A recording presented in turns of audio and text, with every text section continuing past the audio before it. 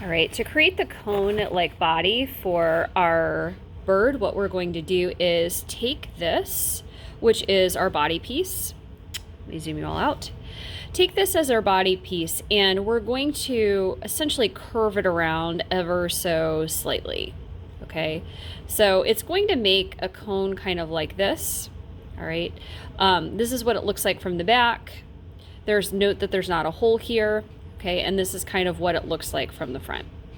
And so you'll notice that once you kind of start to gradually curve it around, that there is a little bit, you want to pull it so there's a little bit of overlap. Okay, so there's maybe at this point, I would say about 2 inches or so of overlap here. Okay, where it overlaps, I'm just going to create a small little line here. All right, in just a moment. And I am going to create my score marks. Okay, now my score marks are my little scratch marks. I'm going to use my fork for this. So I'm going to scratch this area right where the overlap is. And I'm also going to scratch this underside, just the side that does not have any texture on it.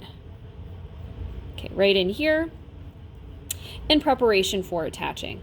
So remember, with your score marks, you want to do both sections. Okay, so one on the textured part and one on the part that's going to overlap it in just a moment.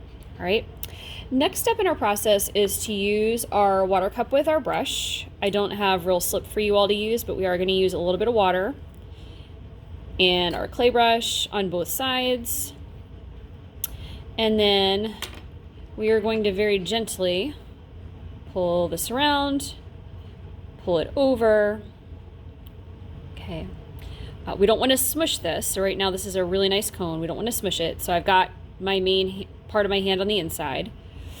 And I'm going to use the green clay tool right on the very edge here to pull that clay over the seam.